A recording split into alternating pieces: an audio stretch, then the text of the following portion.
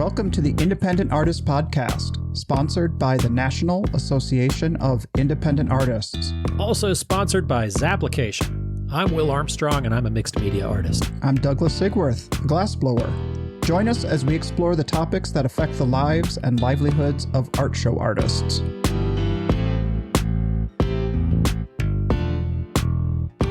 Doug, I'm not seeing the exact same background as normal. Kudos to you for doing this thing on the road. Welcome back to the podcast. This show has hit the road, man. I'm in La Quinta, California right now, and there's beauty all around me. Is there beauty all around you? Because it looks like a Fairfield Inn.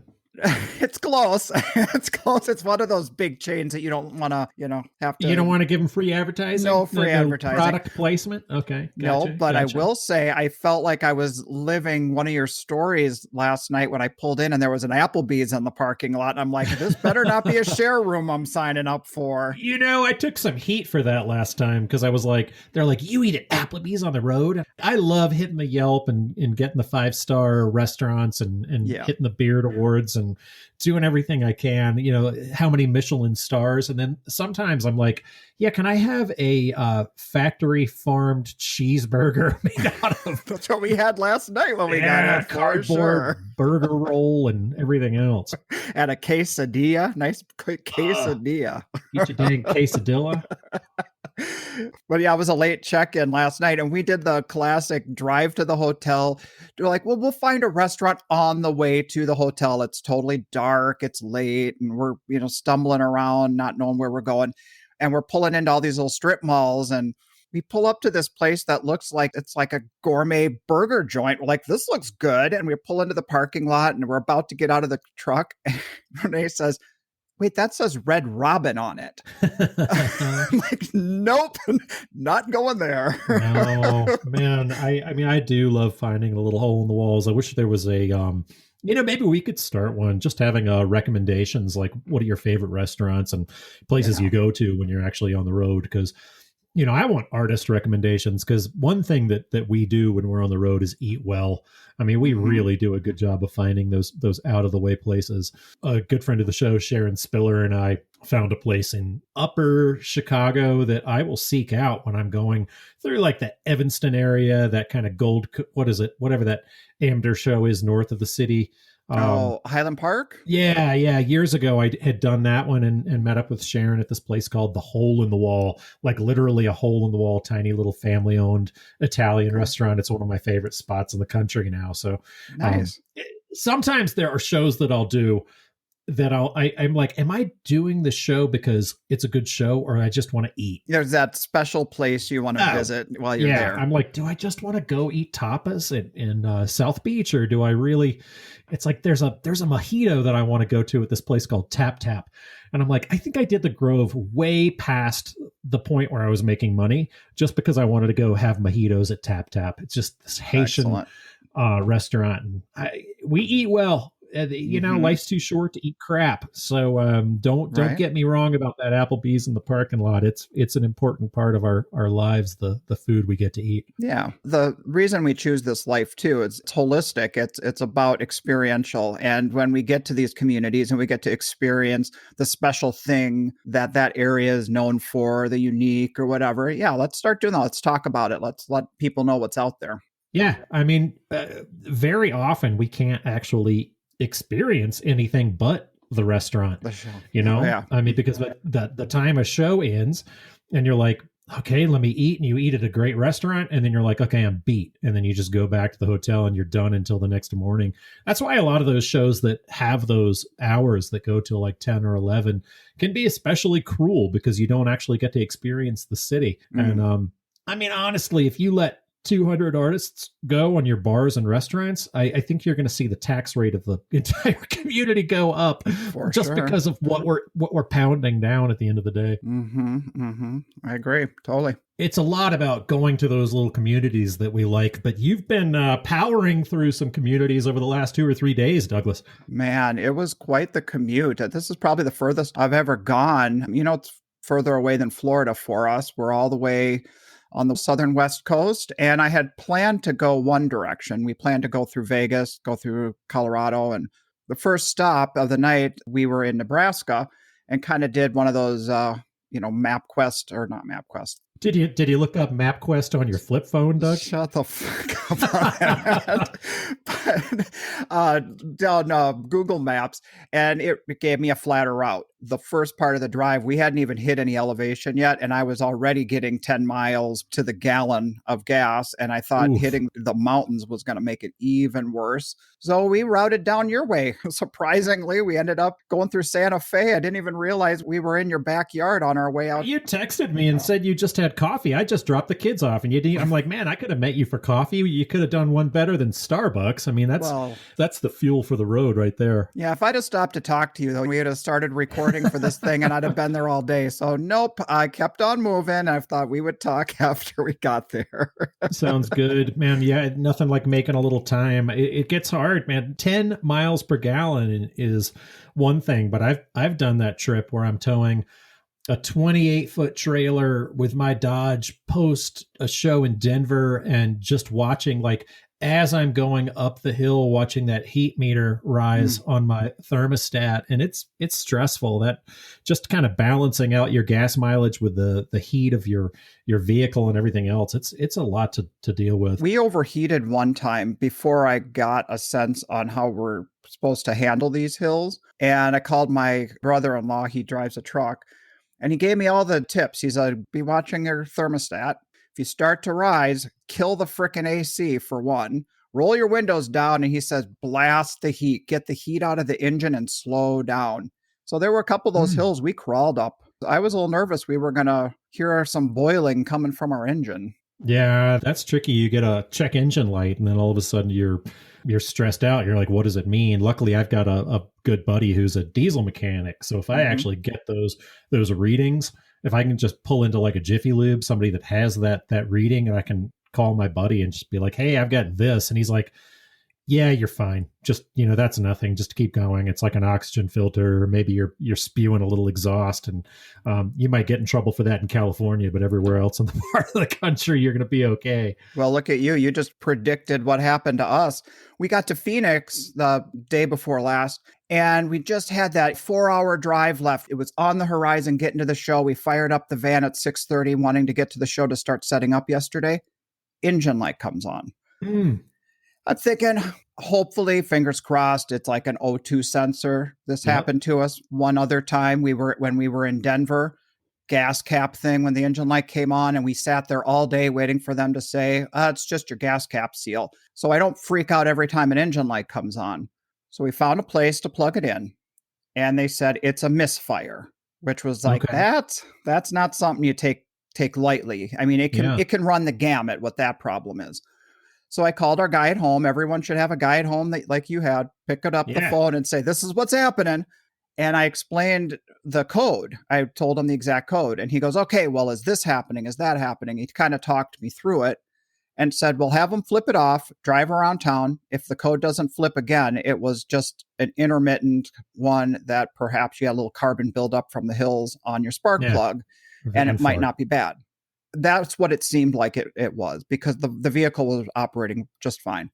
Well, we got here, no light came on. And this morning, fired it up, light came on. So it's in the shop right now getting looked at, but we got here. That was the thing. Just get us there. We don't care how we get home. We're here. We want to make some money. The stuff's at the show. You can have our truck and just look at it and do what needs to be done. Keep it. I got the stuff unloaded and just hang on to it. I'm going to make so much goddamn money. I'll pay cash when I get done.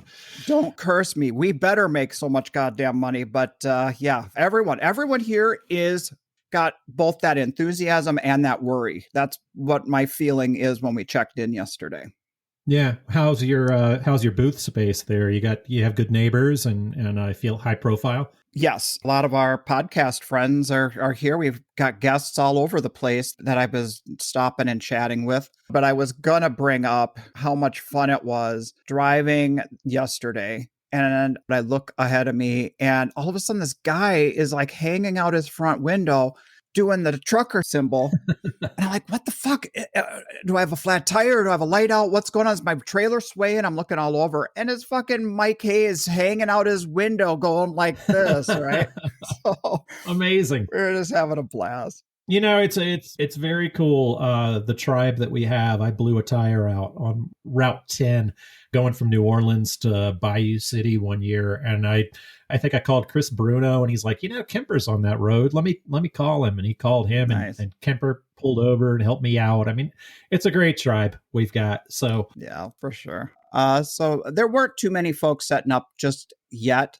So it still felt, because it's the first day, kind of the people who want to get her done and space themselves out, give them some time to recover from this drive, got in yesterday, and then today it's probably going to be a lot busier with setup. all right, very good. Well, good luck. Never say get her done again. Did I say get her done? Oh God, you said get her done. Those people that like to get her done. You What the can't. fuck? I'm from the South. That makes me bristle. I'm from. Those are my people, and I can't do it. I can't do Oh, get her done. oh man. Well, I will just say one other quick thing about the show that's exciting, that's making us all on the edge of our seat, hoping this Well, comes all true. of us that got in. All of us that got in. Yeah. Okay. All right. All of us La Quinta folks. Yeah, the rest of us are going. Fuck half of the podcast. Well, apparently, I'm here for all my people that aren't there. That's why I'm here. I'm here for you people. you're representing. I am. All right. Well, so one more thing that's just so fucking wonderful about La Quinta, Doug. What else you got? all Hit us right. with Well, fine. You made your point. The Canadians, now they can make it to the States. So apparently the Canadians are flocking in droves and the ticket sales are high. So our audience is coming. So we're going to get ready for them. So you're going to get a lot of oot, a lot of oot, and a lot of Oot. at the shoe. We're at the shoe. We finally got oot at the who's. Basically this episode today, talking with Jay, we did Fergus Falls out a little bit. Two of us turned into an episode of Fargo. You could hear the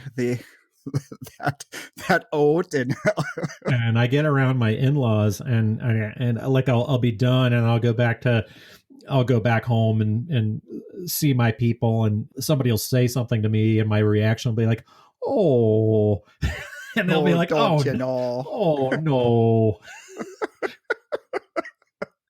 Aren't you cute? Oh no.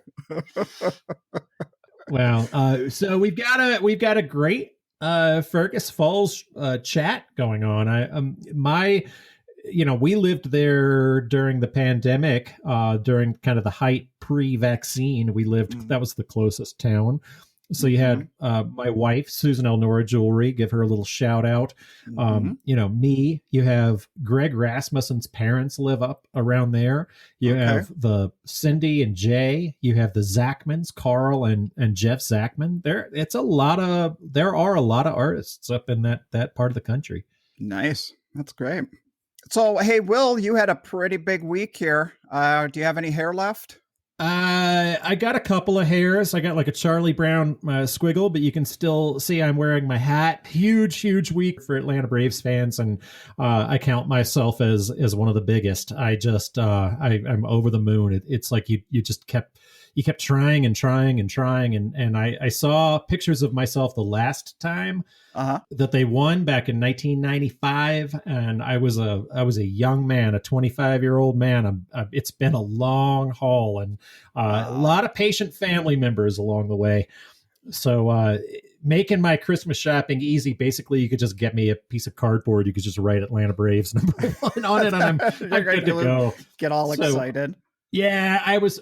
Hats off to both my wife and then Sue Abbott's wife, Jill Lynch, because God, they are not Atlanta Braves fans, and Sue Abbott and I are huge Braves fans. So we were texting each other. She's an incredible abstract painter. If you don't know her work, she's out there on the circuit. But so Sue. I'm not going to do the tomahawk chop on the podcast. I'm going to hold off on that one.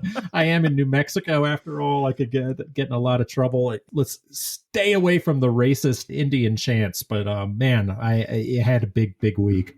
I know how exciting it can be. My dad is a huge baseball lover. Baseball was part of his life growing up. It was his identity. He was a baseball player. That was what got him out of rural Iowa and got him seeing the world. And it was Did just he play professionally? No, but it was the thing that got him from being in a small town that didn't feel like him, that didn't have the same kind of at his core who he was. It lifted him out of the community and kind of out into the bigger world. So baseball is more than just a sport. It's something that was really meaningful to him. And every time I hear somebody get passionate about baseball, even though I tried, I don't have it in me, but I can really appreciate the enthusiasm and the excitement that game brings to people. I mean, it is, football is like a passion, and baseball is a pastime. And baseball, I mean, it takes up an entire 6-month period or even longer if you follow your team in the winter leagues, or you follow your favorite players coming up through the minors. And I mean, I just watch it. I go directly from the World Series win to are they going to re-sign my favorite player?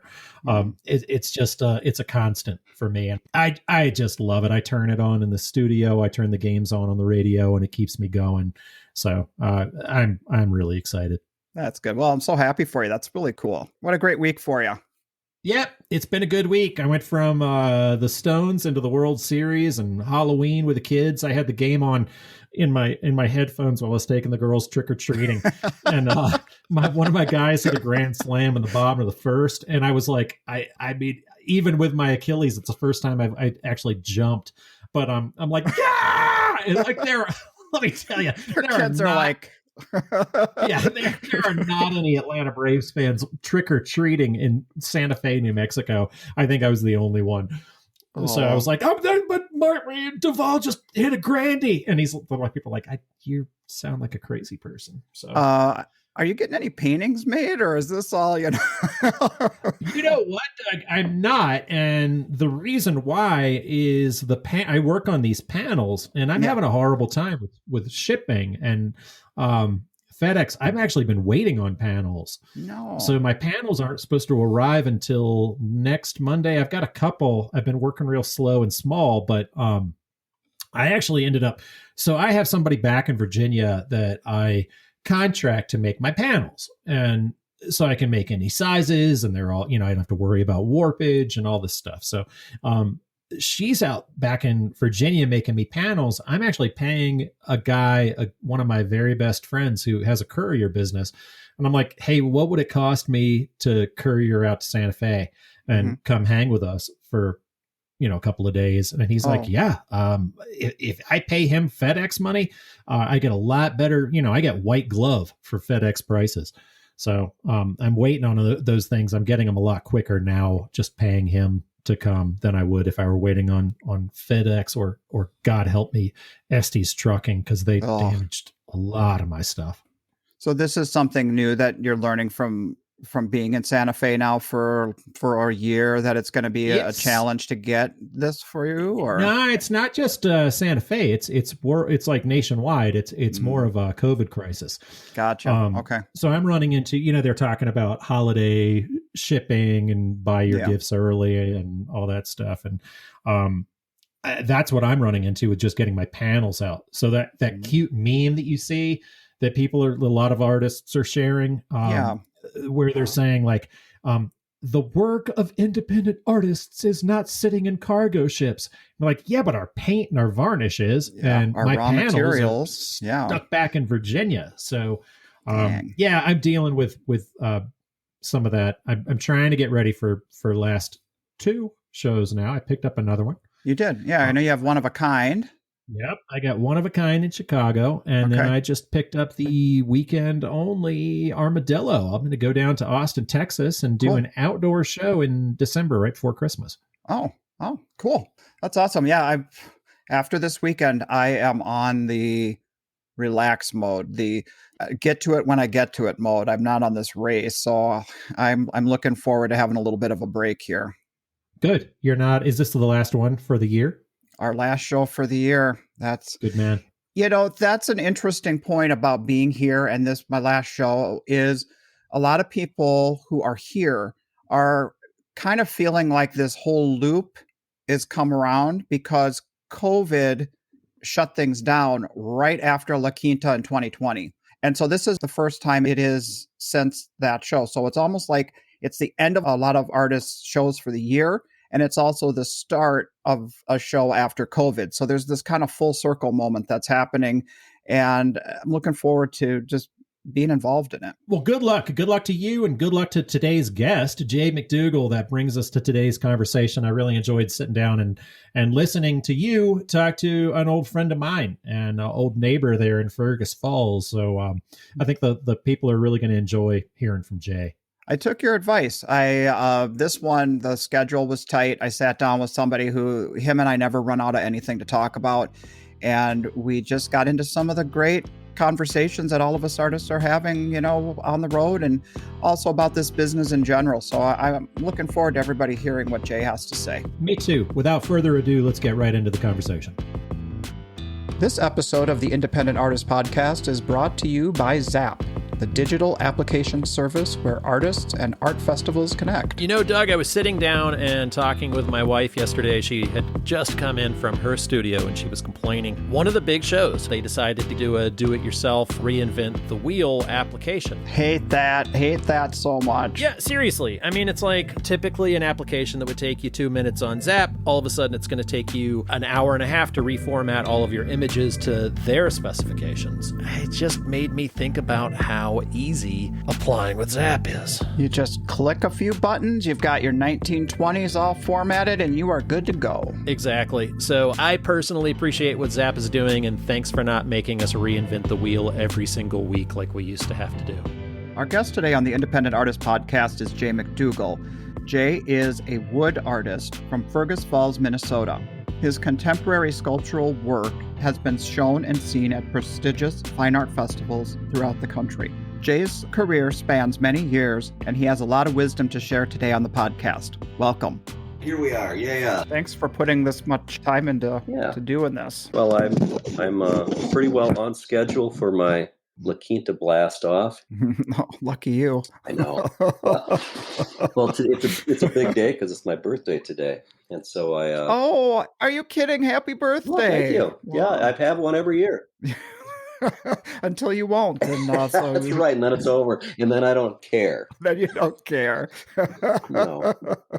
Oh gosh. All right, there. Well, welcome to the podcast. I'm glad you could join me today, Jay. It's great to be here, Douglas. It's always a pleasure visiting with you. I know I didn't talk to you till earlier this week, but you've been in my mind since we started this thing. I have to tell you, I've been looking forward to the day I could sit down and have a conversation with you on the podcast. Well, here we are. Here we are. Wonderful situation. I got to say, your Won't You Be My Neighbor chats that you have with people have been very influential with Will and I when we started this project and started talking about it. What you do was kind of the thing that we thought if we could take something like that and make it long form, that there's something there that we get to know each other a little bit better. We all come from similar kind of stock and we get each other, and it's kind of fun to know what makes us all tick.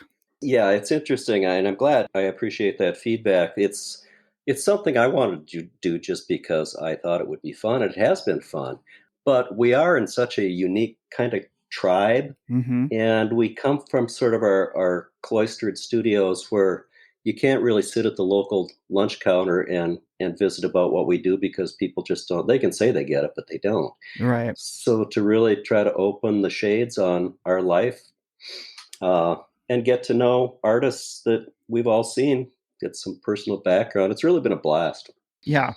I think to the process about how we all do our work. I mean, I know very well how I make what I make, but it's really fun to hear people kind of get into the process a little more deeply into what goes into making and molding and shaping and creating what they do. It is interesting. And I mean, we have so much in common, but we're all our little independent business people, and we all have a different business plan and a different strategy for achieving our ends. And we all have different goals as far as that's concerned. And it's fun to compare notes. It really is. I mean, I guess that's why they make chocolate and vanilla, they're different flavors for everyone.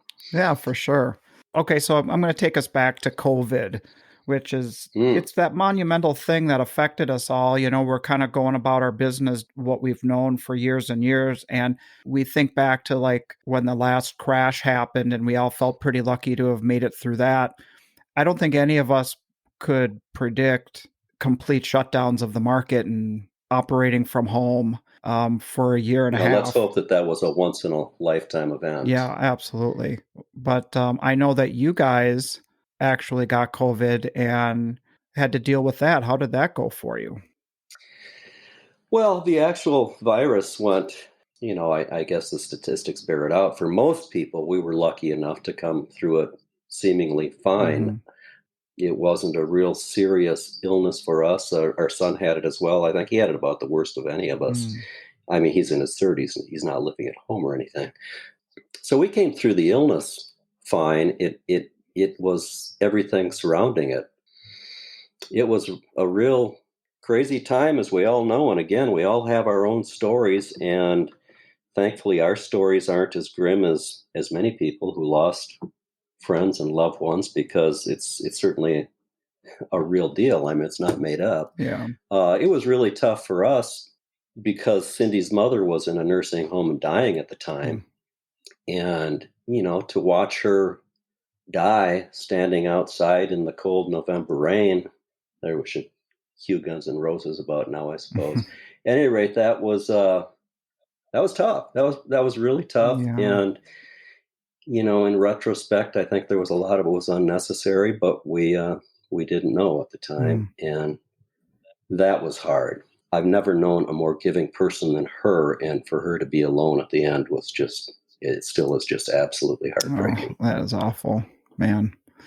I'm really. But as I say, we and chances are that's where we ended up contacting the virus, was the nursing home some way, because shoot, we didn't go anywhere and we were masked whenever we did. So I guess that's what makes a virus viral. It's a very pernicious thing. I know we talked on the phone shortly after you had recovered, and you were chomping at the bit. You were like, "Okay, I've got some immunity in me. Let's build back here. Let's be a frontline worker and get out there and get the economy going." Well, yeah, and I'm just totally cranked about the vaccine. So we've had both Cindy and I, we've had the vaccine and we've had the virus. So we're one of those hybrid immune type people now.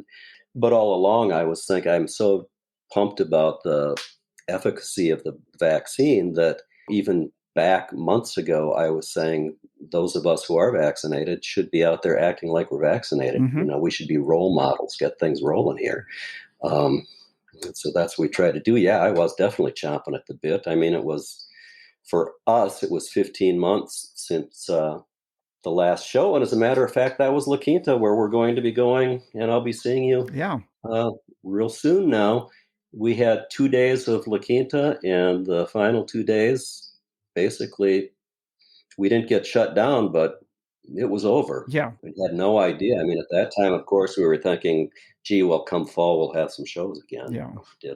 And really, COVID, one of the things that really came out of COVID for me, I think it was very revealing for a lot of people. The one thing I really realized is that as much as I think that I'm doing what I do so much for myself, it's like I need an audience. Yeah. I need someone to appreciate what I do, and I need that full circle final connection, because the purpose of creating things just wasn't there.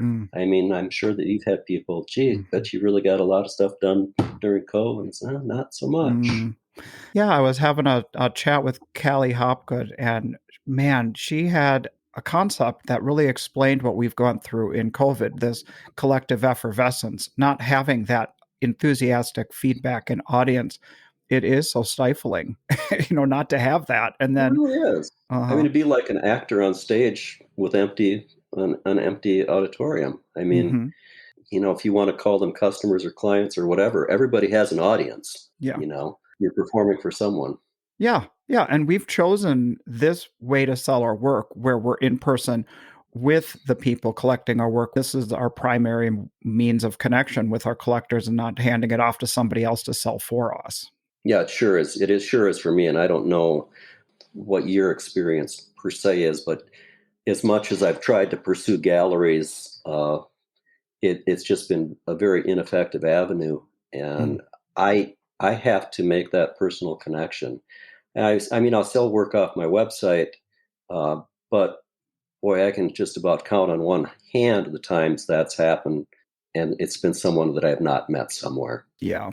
I know we've all put work into our social presence and our websites and how to spread ourselves out there. It really, for me, is about now capturing the people who either see me in person at the show or continuing that relationship with previous buyers. You know what I mean? Because to catch a brand new person from the website, it seems like a hard sell.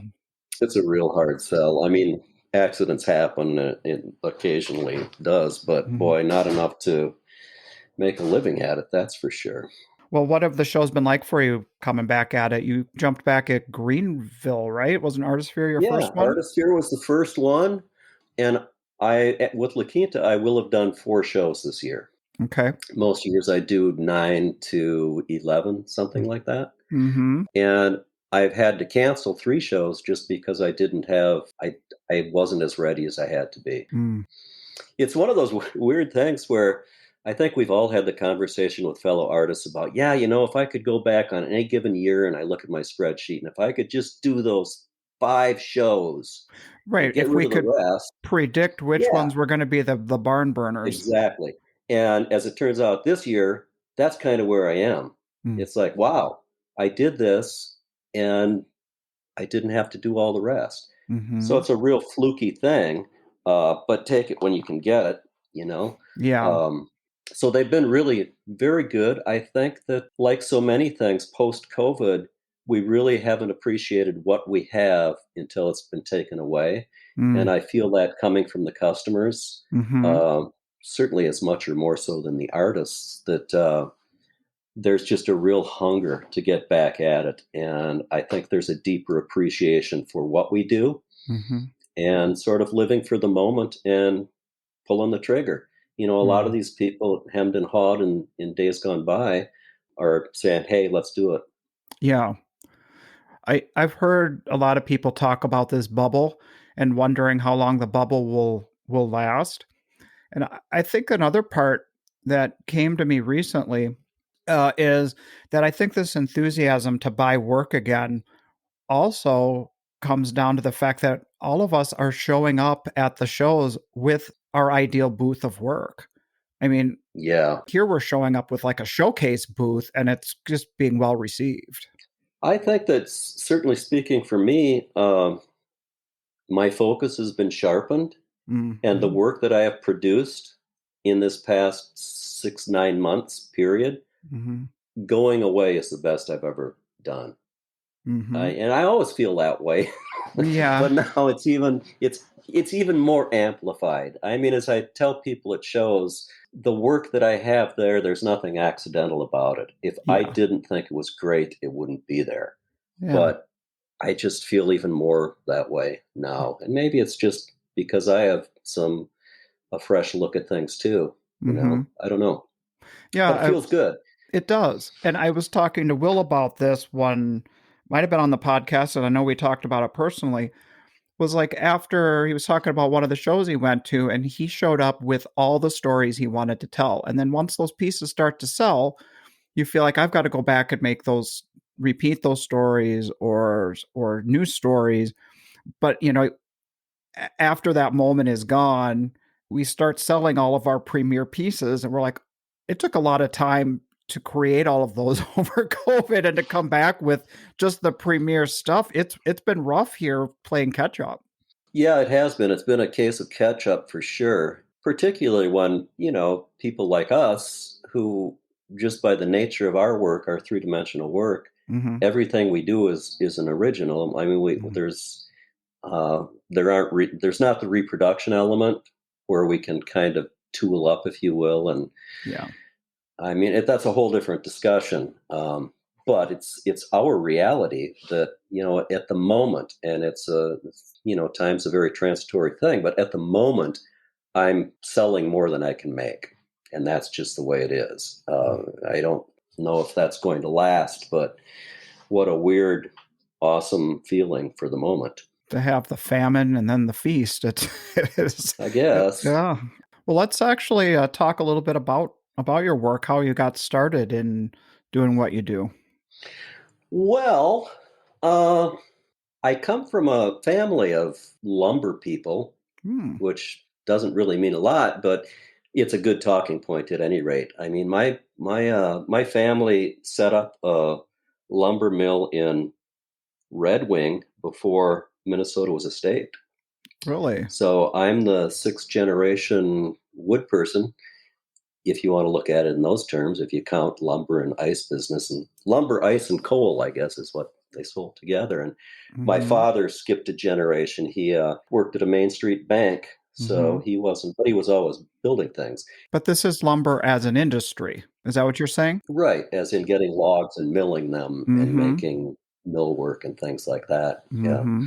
Okay. Uh, and even up until, shoot, 10 years ago, I still had family in the millwork business.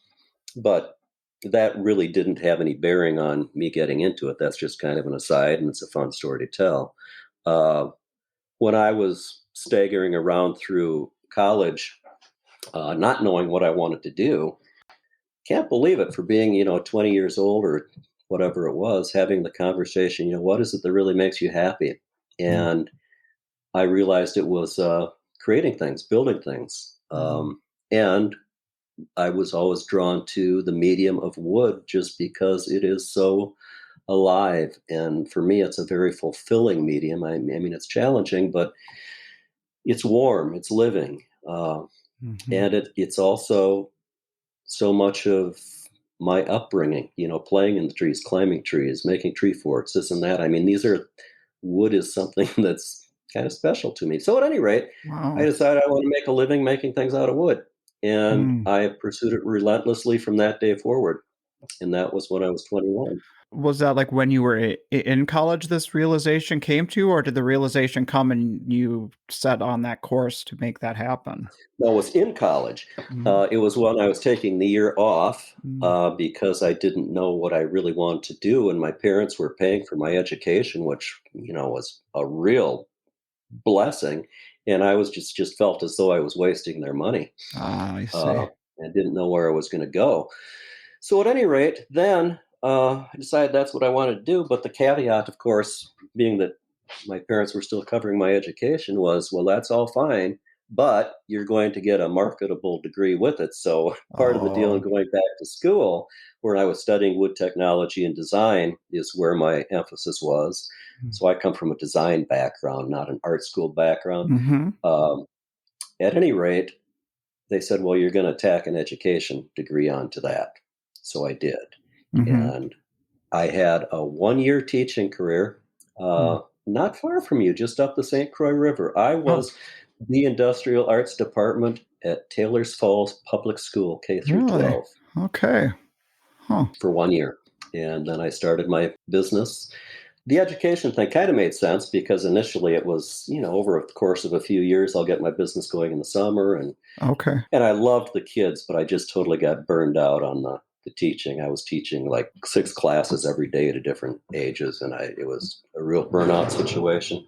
Were you teaching wood shop? Were you teaching wood classes? Yeah, And well, I was vocationally certified to teach construction, so I was doing that. I was mm, teaching wood shop. I was also the person that was responsible for teaching your basic home financing, not that kind of stuff. mm-hmm. Uh, I was teaching an environmental class. I was teaching a surveying class. I was just all over the place, Okay. and it was a lot of fun, but it was exhausting, and I just used up all my bullets in 1 year, Mm-hmm. and so opened my business in 1982, just outside of Taylor's Falls. You started with furniture, am I right? Yep, I was a furniture designer builder, and so I was, and my first sortie into the art show world, if you will, is in 1982. Cindy, my wife, who's also an artist,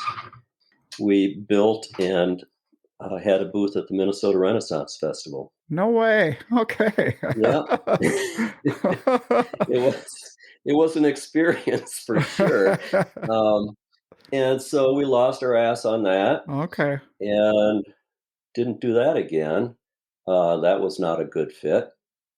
One thing led to another. We realized we couldn't survive in the metropolitan market because we just couldn't afford to, and we were just dead set on making a living being artists Yeah. and doing what we do.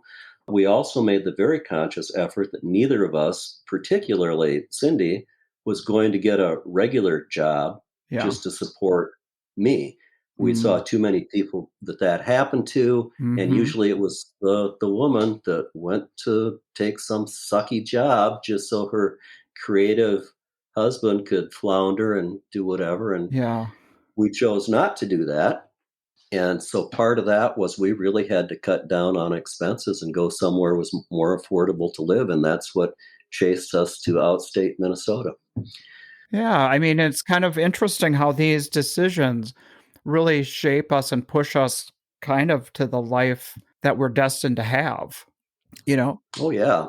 Because Yeah. isn't And where you're at, it's a creative place, it's a source for your materials, it's just it was where you needed to end up. yeah, and we've certainly played a role in developing this Fergus Falls area into the arts community that it is. When we moved here, it wasn't the way it is now, that's for sure. Mm. But there was a real good group that we've been pushing it for a long time now, and it's certainly borne fruit that this is recognized as a bit of an arts center up here in Otter Tail County.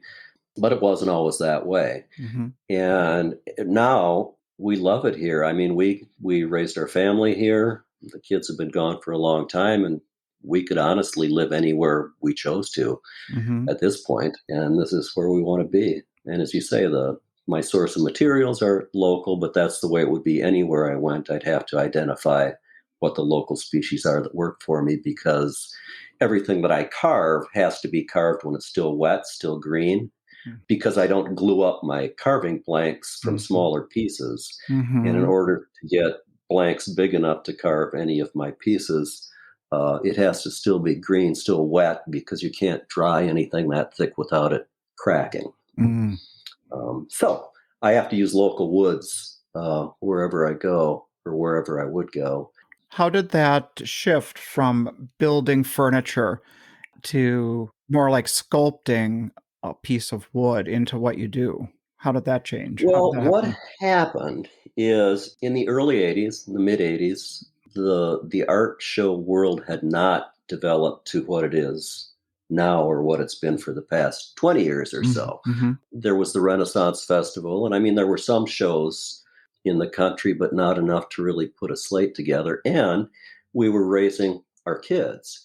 So I was doing anything I could. I was repairing and refinishing furniture and building things and making furniture. I was doing some writing for fine woodworking, things like that. And then Cindy, she oh man, she's done a lot of things. Her training was she got a studio arts degree from the University of Minnesota. That's where we overlapped. That's where we met in Gotcha. the Twin Cities. Mhm. Uh, so watercolor and pastels were kind of her main thing artistically. At that time, she was carving and painting wooden decoys. She was weaving willow baskets. She was making children's clothes, whatever it took. Wow, So she's got between run the us, gamut on working in different ways, oh huh? man, she really has. Mm. And so she was doing that. I was cobbling away at my business, and we managed to keep the kids fed and make the house payment. And so at the time, there certainly wasn't a local market for my work, and I couldn't travel nationally, or I chose not to when the Mhm. kids were home. I needed to be around them. One thing led to another. I was doing furniture, then all of a sudden I was doing whole house interiors and kitchens, and a couple employees and everything else. But then at about the same time in the 90s, Cindy, her venture at that time was she was hand cutting metal yard art, Okay. and I'd weld stakes on them, and these were her own designs. Usually women figures. We have the umbrella lady, or the menopausal goddess, or the streaker, or the happy guy and all these, and they're very fun. And it's, she sold the crap out of those things, Mm, 39 bucks a piece. right. We'll watch documentaries on TV and we'll see these out in the garden in Boston or something still. I mean, they show up everywhere. It's crazy. Very prolific. Very steal. But at any rate, where I'm wandering with this story is she was able to sell those $39 a piece items regionally. I mean, she Mm, didn't have to go beyond this 5-state area. okay. Whereas I can't hardly sell anything within this 5-state area. Now, granted, when she was selling these $39 a piece items, this was before we were taking credit cards. And it's also back when the middle class still had a few $100 in their pocket that they'd Right. drop at an art show. Right. Yeah. Sadly, that's not the way it is anymore. We'd go to places like Powderhorn Park, and even not taking credit cards, just cash and checks. We'd walk with $10,000. It Mm, was nuts. It was hmm. just crazy. And at the time, that might as well have been $500,000. Yeah. When we do something like that. But at any rate, it opened my eyes up to what was happening in the art show world, and I was seeing work and thinking, I could really make this work, and it would be an opportunity for me to really do what I want to do, because at that point I was working for my employees. I was selling, I Wow. was designing, and they were making. Yeah. Yeah, then I'd help install, and I was like, this is not what I signed up for. Are you saying that your business had become a source of employment for them, but it wasn't like It wasn't real lucrative for me. gotcha, right. I mean, I'd be doing expensive jobs, but I was the last one to get paid, Yeah. and there wasn't always a lot left. I'll say when I started in this business, that was advice that was given to me from several different sources about the structuring of an art business and independent artist type business and how you can kind of get trapped under that. Oh yeah, yeah. Well, and that's the way it was with the woodworking per se, as far as the furniture and the cabinetry. Mm, And the first show I did, well, for outside the Renaissance Festival, hmm. I think I probably started doing the shows pretty regularly. The kids were gone then, and so maybe 2003, I Mm, started a full slate of shows, and that's what I've been doing ever since. When we were going into this, I wasn't getting a lot of supportive, encouraging advice from people when I started my business back in 1982. I remember when I moved up to Fergus Falls, I thought, I better go in and meet the local banker just because I might need him someday. And we had a nice conversation. He said, well, that's great, Jay. It sounds like a really interesting thing, but it's not going to work here. mm-hmm. But I came anyway. Mm-hmm. And it did work, and the community was very supportive. I mean, we, when we came up here, it was a series of bad events, but we were down to about $200. And we came up with our tail between our legs, and I rented out a shop space for $75. No water, no heat. I had a wood stove, and Mm-hmm. I didn't have water or a regular furnace for the first 5 years I was up here, I don't think. But it was $75 a month, and people had faith in me, and one thing led to another. All of a sudden I was in business in the building that I had my $75 a month space, and we still own that and have 6 tenants, and so it's worked out really well. Wow. Yeah, I feel like when Renee and I wanted to start our own glass blowing business in the late 90s, where we ended up really came from a series of no's. It's like, well, we wanted to build a studio where we were living in the cities. Well, you're not going to get regulations that are going to give you permission in the middle of a Right. residential area. So you get pushed out of that community until you research this other community you want to be in, until finally getting out to a more rural area is where we ended up, and it's where we've been happy, and it's like that's where we were supposed to be, but we had to be kind of like told no several times over Well, before we isn't got it there. interesting, Douglas, how, and this is really something that's very difficult for young artists to accept, that so much of what you have to do is rejection. Mm-hmm. I mean, that's part of the deal. And all of us, I think I can speak for all of us who have been doing this for a while, we've had probably as many failures as successes, depending on how you measure it. Mm-hmm. But the fact of the matter is, I firmly believe that absolutely every one of those successes or failures had to happen in order for me to be where I am at this moment. For I mean, sure. that all made up where we are right now. And Mhm. without any one of those, it would be a different place, I'm sure.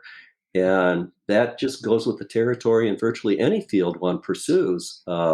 And the art world is certainly no different. And Mhm. I could argue that it was probably even more so.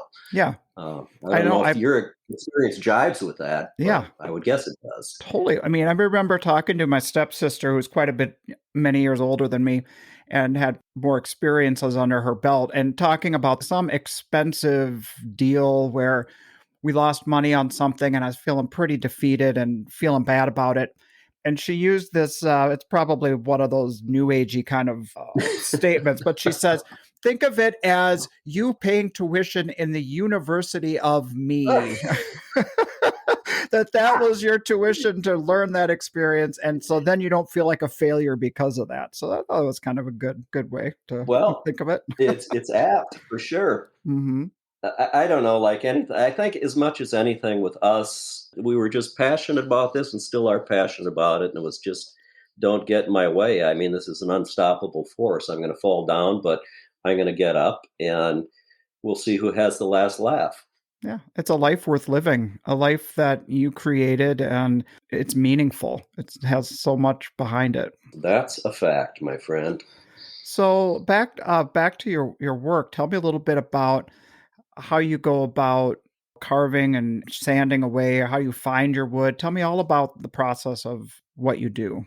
Well, we already talked a little bit about how I have to use freshly fallen wood or Right. green wood, something that's fresh.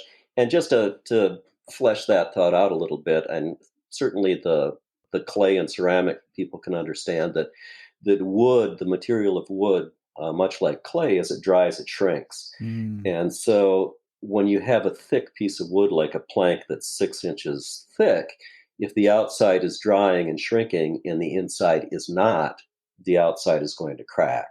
And that's what happens with the wood. Mm. So even on my thick wall pieces, for instance, they're relief carved from the backside. So they Okay. aren't as thick as they appear to be. Mm. The trick is you have to get below that thickness threshold where the inside can keep up with the outside, and there just isn't a big enough discrepancy, and shrinkage can get around the cracking.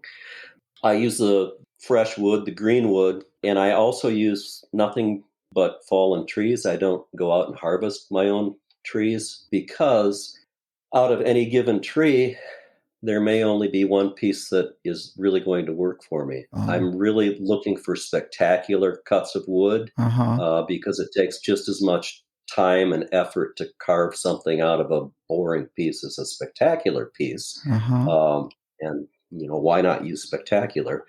So that's why I don't cut my trees down. So when I'm telling people my story about, yeah, I live up here and I carve wood from fallen trees, locally fallen trees. I sound like a real greeny tree hugger, which I am, Yeah. but it's from a practical standpoint Uh, why I do that. so are you Um, able to eyeball? I mean, because I'm thinking that part of what you discover as you start taking layers away is hidden in the wood grain underneath the surface. But how can you determine what a good piece or a not so good piece for what you're going to do just by eyeballing it?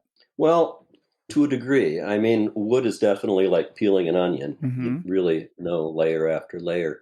But having said that, there are certain areas of trees that are going to typically exhibit certain grain patterns, and those are the compression zones, underneath a branch or in the crotch of a tree or at the base of a really large tree where there's tremendous amounts of pressure. If you think of wood fibers as fiber optics, if those fibers are crunched and bent and whatever, they're Mm-hmm. going to reflect the light out differently.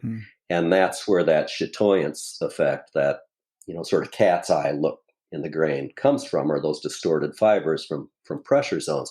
So I know that part of the tree is going to exhibit that.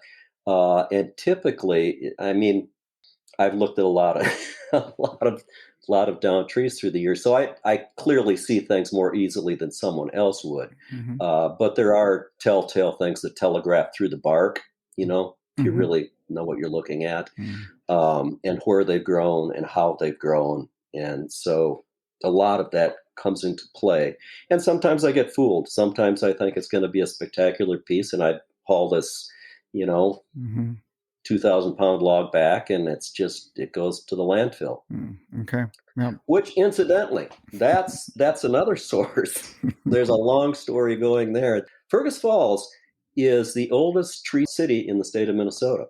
Mm. And it shows. We still have the tree-lined boulevards. We have a very active forestry program in the city. And when things fall down, particularly like the diseased elm trees, they go to the landfill and they Okay. get chipped or burned or whatever. But I had an arrangement when I started out to go out to the landfill and gather logs, cull through their piles, until one day someone out there saw me and had a fit why they couldn't get firewood and what was this guy doing out there. And at any rate, it was a real dust up.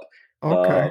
City council, news stations, this guy can't get his logs from the landfill anymore, and he's gonna. Oh. It was horrible, but it was bad because I had become very dependent on it, and I hadn't developed some of my other resources, some of my other tree service people, and everything else. So it took a toll, and it took 2 years to straighten that out until we got a different mayor and a different city council. Now, to Fergus Falls' credit, we do have a great mayor and a great city council now. I proposed, and they adopted the recommendation that we have a legacy tree artist permit developed, where if you're an artist who is using these trees that the whole community paid for, they've been taken to the landfill, why not have something to remember them by if you can create art out of them? Right. And so for $50, if you're an artist, you can go and get your permit and go to the landfill and pull some logs out. I mean, and then there are other you have to have $1 million insurance policy and blah, blah, blah. I mean, you have to be a professional. But at any rate, that was developed for me. And to my knowledge, I'm the only one that's ever bought one. But that's a great resource, particularly with the elm. That's what I do my element series out of, predominantly elm. My elements are the more rough carved pieces as opposed to my vessels and trays, which are very refined, and my wall pieces and sirens and things that are very sensuous and sexy. Yeah. The element series is in contrast to that body of work. They're more coarse, more of an archaeological looking piece, like they had a purpose somewhere, and they've been passed on through the ages. And the elm works really great for that. So at any rate, that's one source of my logs. It's interesting the way my work progresses, the tools and the equipment, it's a parallel progression going from very large and very coarse to very small and very refined. So I'll start out with big chainsaws and skid steer loader, 10,000-pound dump trailer, logging type equipment, and then I'll finish up with my bare hands and a coat of wax. I mean, it's a real interesting progression. As it turns out, it served me well. It's very physical, as you can well imagine. Yeah. But it's quite varied, so I don't get a lot of repetitive stress type risk there. I'm able to spread my activities out quite a bit. And so if I've done too much carving, I'll go out and source some logs or whatever. I can mix it up. There's a lot to mix up. Well, getting ready for our talk, I was putting a lot of thought into what we have in common. And I kind of felt like I was this college student again, writing a literature paper and seeing all of these symbols and parallels. And I'm like, maybe I'm imagining them, but I, just hearing a lot of the things you're saying really resonate with me.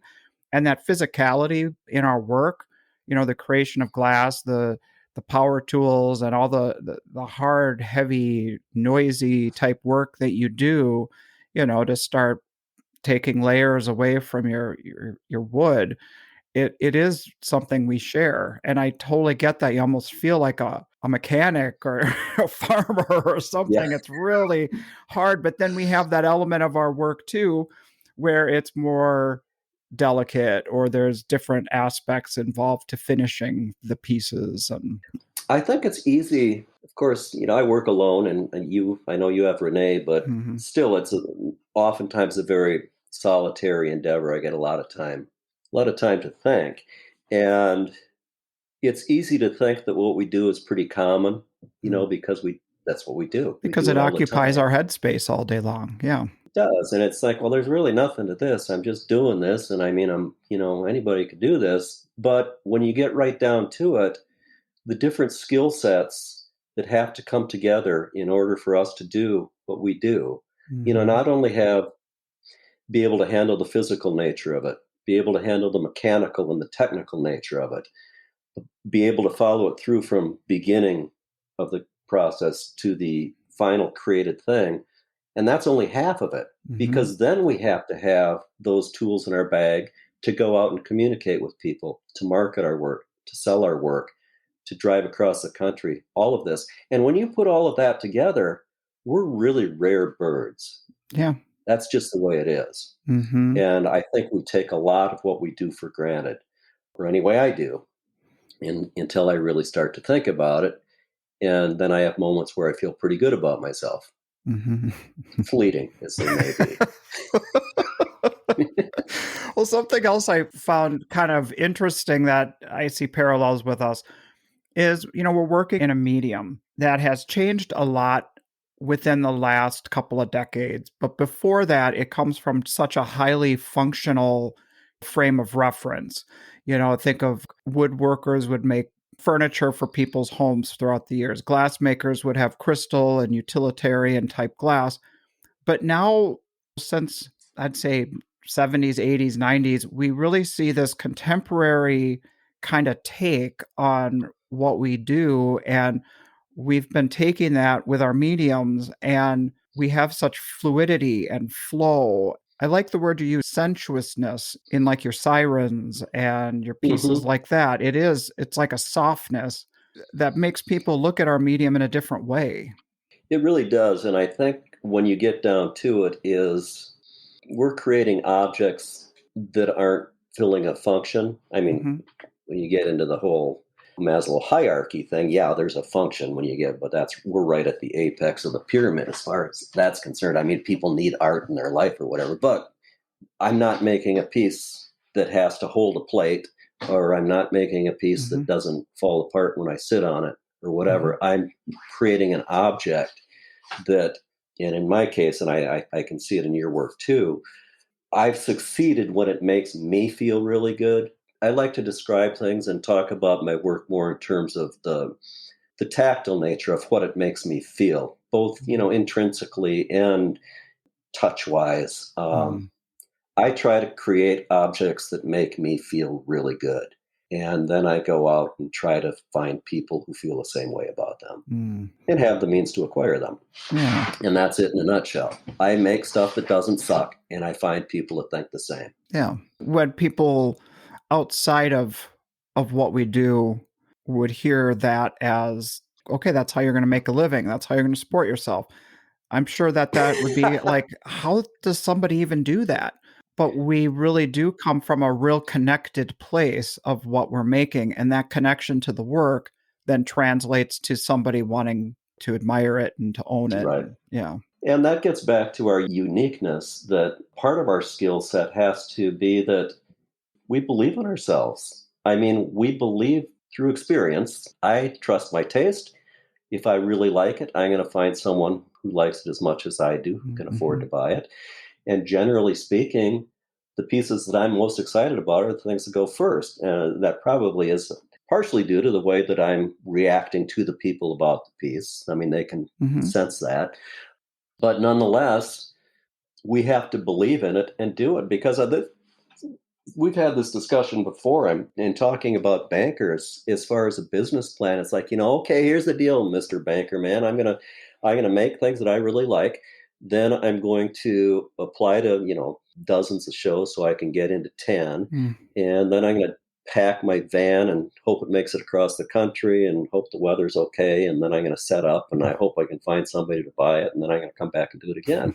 And they'd say, well, take a hike. I'm Yeah. not giving you any money to do that. Yeah. But we believe that, and we do it over and over and over. It reminds me of Duke Clausen's take on what is faith, the artist who We plan our shows 6 months in advance and pay a $500 booth fee, all for the chance we're going to get there and make sales. It's not going to rain on us and we're not going to blow away. It's like, that's faith. Exactly. That's exactly right. And even if we don't make it that time, to have the faith that we made the contact with people that we will make that connection, complete the deal sometime, or come back to that show and next time it's going to work. I mean, anytime we're out there, unless we're really screwing the pooch in any number of ways, we're doing some good. We're marketing, we're being seen by people, we're telling our story. When I have a bad show or I'm not selling anything, I'm sowing seeds. I don't know when I'm going to harvest them, but they've been planted. Yeah.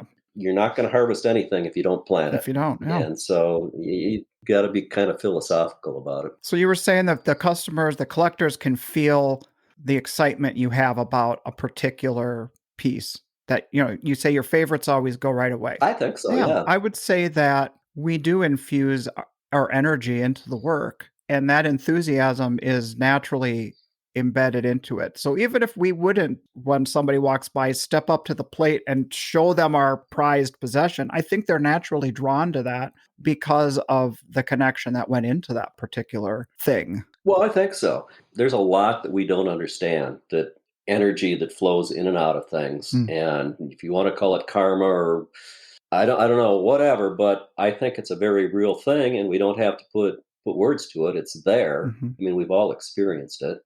The people that are attracted to my work are usually kind of attracted to it. They're pulled in by the gut.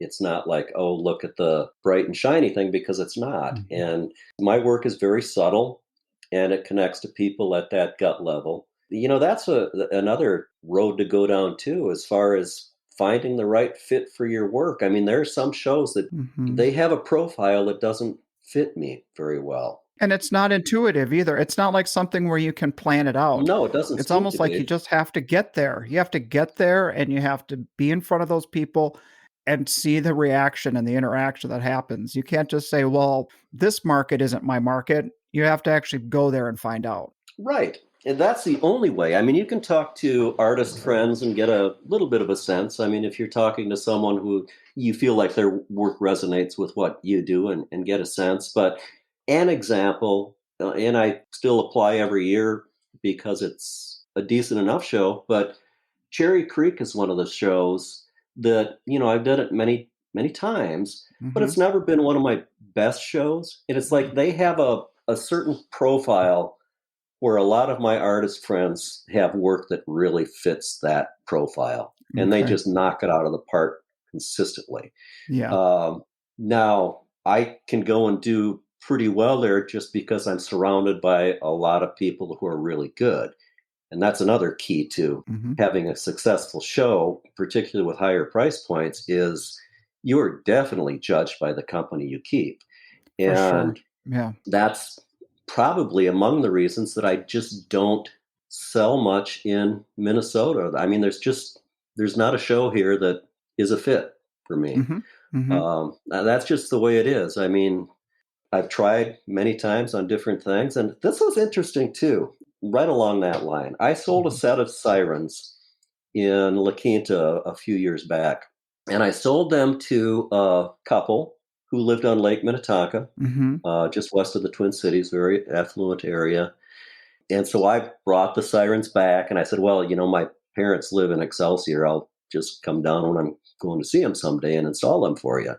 Plus, I didn't have to build a crate or ship them across the country. At any rate, so as I was installing, I was talking to this guy, and he was saying, don't you do like the Uptown show? And I said, no, I don't. And I said, no, I want to ask you a question, though. If you had seen these at Uptown, and these are like $9,500 pieces, something like that, a set, a triptych like that, would you have bought them from me in Uptown? And he paused, and he said, I don't think I would have. Interesting. So again, and believe me, I'm not... Don't misconstrue that, anybody out there, for me saying anyone who does Uptown sucks and they're not worthy of me. That's not... No, but that's it's not just what I'm saying. It's just not the fit for me. Right. And my customer knows that's not the fit for me. So again, it's the luxury of having experience, you know. Well, you bring up a good point, and we haven't talked about this much on the podcast, and it's something that I think it plagues every artist, and that is the pricing issue. What factors go into determining your prices? Isn't that an interesting thing? Yeah. It's after the 2008 crash, Mhm. I was cruising along, you know, I'd have my best show ever in Sausalito, thinking, oh, great, this is never going to end, you know, Labor Day. And then by October, I had a show in Washington, D.C., the Philadelphia Museum of Craft, and maybe one in Westchester or something. Of course, that was ground zero for the market crash.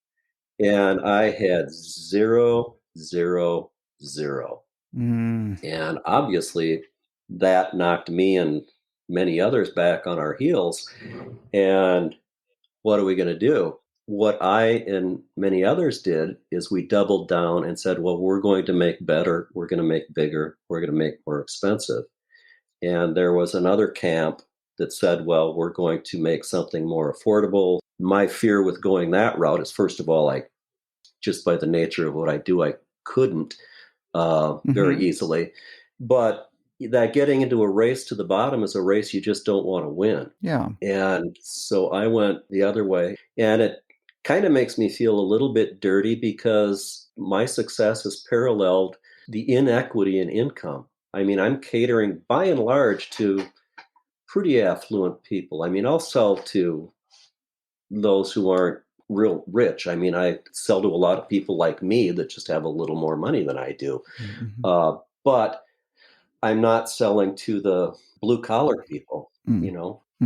Any rate, so pricing, getting back to that, wall pieces for me, one of the things I look at is I look at walls as real estate. And if I have a piece that's going to take up 7 feet by 5 feet, what would a comparable abstract or painting go for in that area? And you can get a pretty good sense of where you need to be with that. That's the wall work end of it. My objects, my vessels and trays, those are a little more subjective, and that comes down to supply and demand. I know how many I can make. I know how much time it takes. And I know if I sell a wall piece in this given amount of time, you know, do the math. Yeah.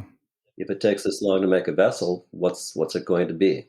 And it's reflective of that. So it's not that I've worked out any kind of a per hour thing, because that would be a very self-defeating exercise to figure out just how little we made per hour. Yeah. But it is all relative as far as if I put in X number of hours, I need this much to come out the other end of the pipeline. And so I guess in my case, it kind of goes from the top down as far as how things are going to be priced. Yeah. And even on my little, I have little bud vases that I have at the show. And the reason I have those is just because I needed flowers in my booth, in my display, some pops of color. And I didn't want to put anything else, you know, some goofy thing I bought or someone else's work in there. So I started making these little bud vases. And those, they go for $100 to $150. And it's like, well, if you want to buy one, you know, you can. It's amazing to me how many of those I sell, because that's not why I was doing it. So fill a function. But I've got to be careful what I'm saying. Only artists are listening to this anyway, so it doesn't matter. But they really shouldn't sell at that price. Well, what I think about when it comes down to the pricing is we do kind of go through this emotional, well, we have to justify it. We have to say it took us this long to make it and our materials cost us, like as if we are trying to, like we're mechanics and we're replacing a muffler on a car or something. Really what we're making and what we're selling is unique, individual, inspired pieces.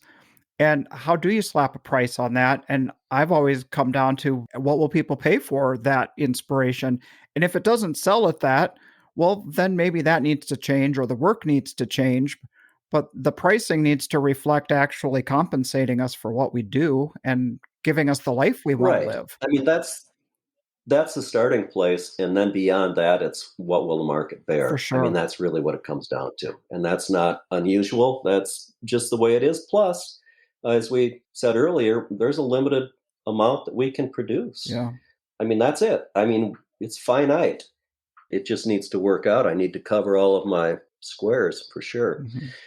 Any rate, pricing is goofy. It's a very fuzzy economic for us. But where it comes down to for me is I look at it from a little more of a macro standpoint. How have I done at the end of the year? Mhm. And if it's good, I'll keep doing it. And if it's not, I'll go back and kind of reverse engineer it and figure out what went wrong and what could I do differently next time. Mhm. And there again, that's one of the things that came out of COVID. I've heard other guests that you've had talking about it as well, that the realization of just how expensive shows are to do. Yeah. And I'm going to be a lot more selective about the shows that I do now. And it may not be as many. I'll apply to X number of shows and realize that I'm only going to get the nod for half of them. And I'll take the shows I want to take. And that's it. Yeah. I've basically been running a race this second half of the year when the shows have opened back up again. And now we're in full-fledged planning for next year. And it's like, okay, now Yeah. this can be the year with some intentionality behind it. And I still find myself with that fear of, what if I don't sign up for enough shows? What if I get to the end of the year and I haven't made what I need to make? So I think that's what keeps us on the hamster wheel. Well, there's something to be said for having had the wolf at your door. That's for sure. Mhm. You gotta keep one step ahead. Mhm. But well, I don't know, Douglas. Has your year felt better than last year's as far as a per show type thing? Oh, every show is our best show, honestly. Yeah, right. So, So what if that changes? What if that bubble pops? What if? well, yeah, but if you want to live a life of what ifs, we wouldn't be doing what we're doing. Yeah, totally. I mean, that's just a fact. Mm-hmm. You got to trust your cape, man, and that's what it comes down to. It's like I can do this. Yeah. Any rate, so and so far, it's much easier to have more confidence or be more philosophical about things because you got a longer or a larger data set to draw on. Yeah. And it's like, yeah, things can suck, but we've been through worse. Well, the COVID years, I mean, that seems about to be as worse as it can get. I mean, before that, Let's there was hope so. We don't need to do that again. I know we don't want to jinx ourselves, but it seems like I remember thinking in 2007 and 8, it's like, okay, if we could get through this downturn, we could get through anything. And then COVID happened, like, whoa, that really tested that theory, but we came out of it. And not everybody came through it. Some people ended it in retirement or whatever, but we're back on the street and we feel stronger than ever and excited about this next chapter. So, I mean, we've got that. Yeah, I'm really cranked about it. And I do think that there's been a real recalibration as far as people's values are concerned. Yeah, And I think it's working to our advantage. for sure. I really do. It's a perfect storm. So I don't know. What I'm going to find interesting is to see, you talk about the big resignation and everything in the country. And I know personally quite a few artists who have retired or hung it up or Mhm. done something else. Mhm.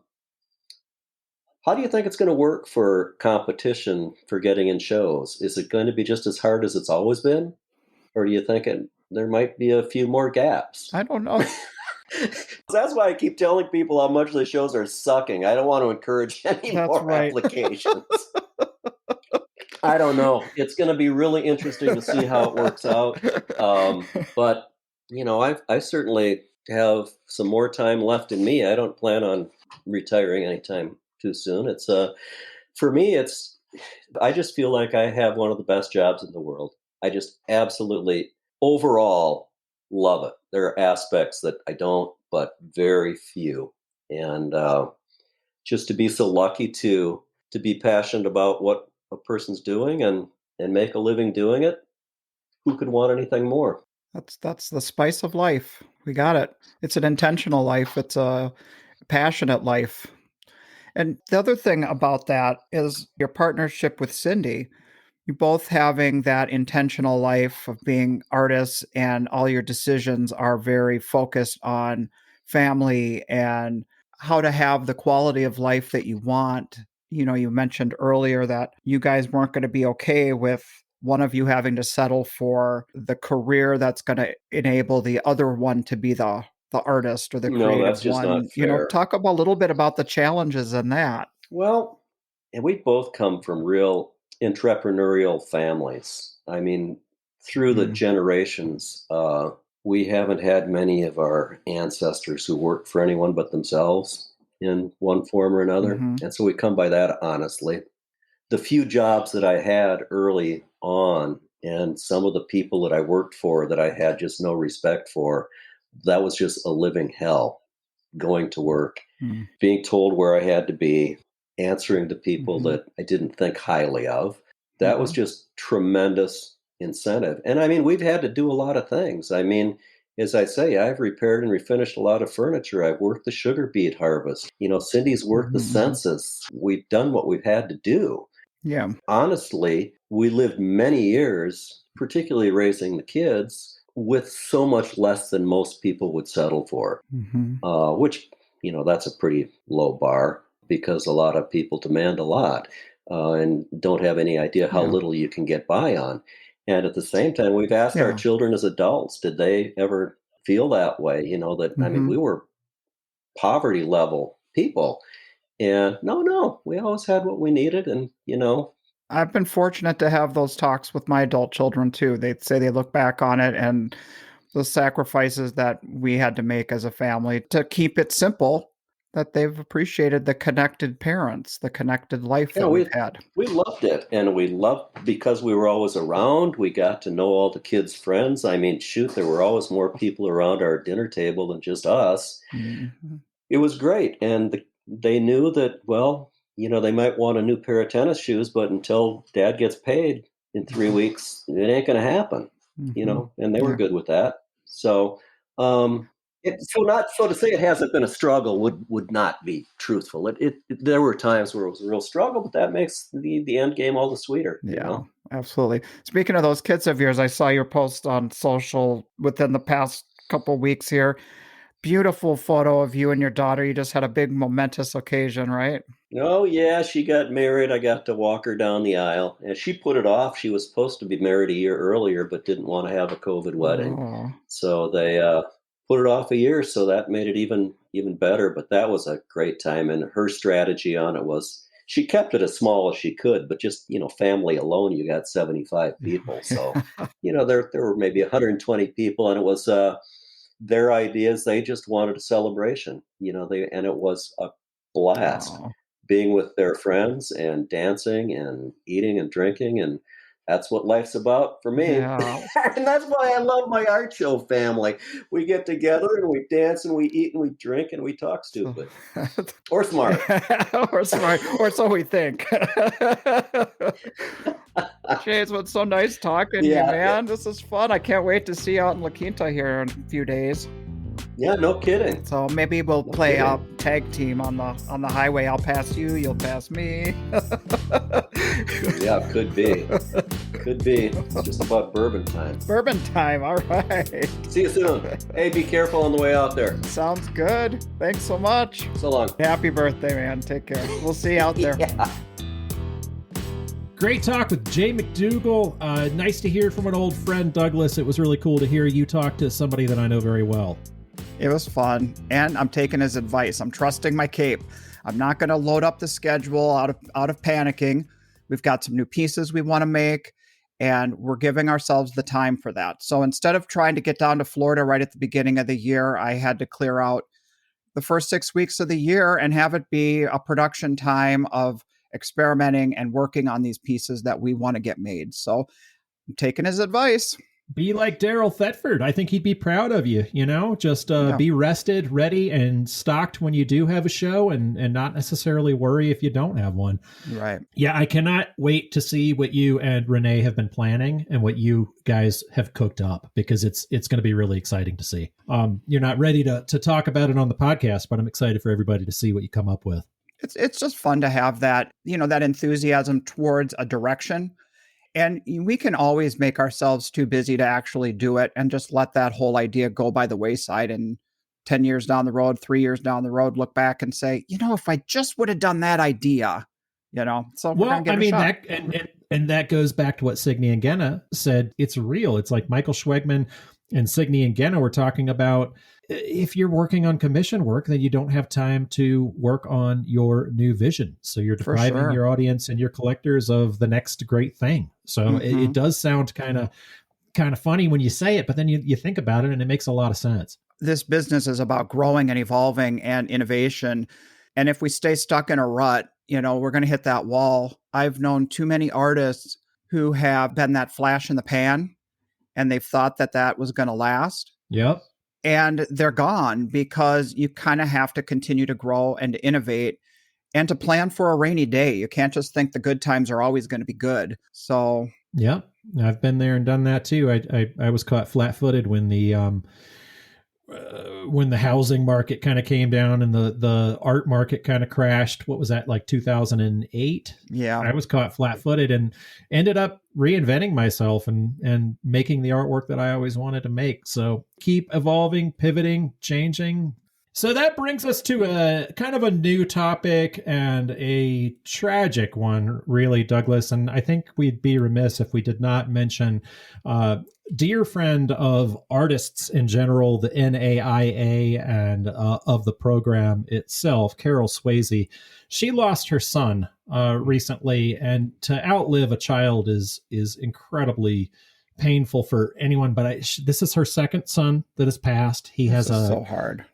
I don't even really know how to talk about it, but if we didn't send our sympathies out, I would feel terrible. Also, there is a GoFundMe that you can find on most of the different art posting sites, Art Fair Review, the NAIA group. I think if you even go to GoFundMe and typed in her name, I wonder if it comes up. I'll look that up. This is going to her granddaughter. It's kind of it's just a fun, and to be honest, if I gave money just in the amount that Carol has saved me or given back to artists, if everybody did, the child would be set up for a while. I mean, Carol has given so much of her time and energy and love to this industry. It's an impossible thing to even try to ask for help when you're hurting as badly as she is. But I know it would just the gesture. And to her granddaughter who has lost her guiding light, to lose your father, to have something to help her go forward and have some money put towards her education, it would be really great. So yeah, if you go onto GoFundMe and type in Carol Swayze's name, her donation page comes up.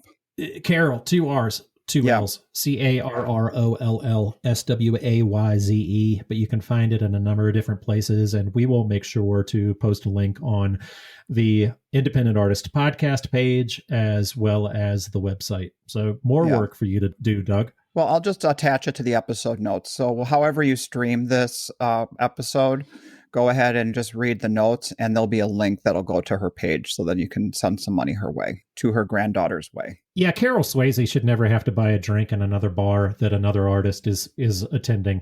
Your tab is paid, as far as I'm concerned. It's heartbreaker. Yeah, it's impossible to move on from that. I don't know. Let's hug this one out and see you next week. All right. See you later, everybody. Thanks for listening. This podcast is brought to you by the National Association of Independent Artists. The website is naiaartists.org. Also sponsored by Zapplication. That's zapplication.org. And while you're at it, check out Will's website at willarmstrongart.com and my website at sigwithglass.com. Be sure to subscribe to this podcast to be notified when we release new episodes.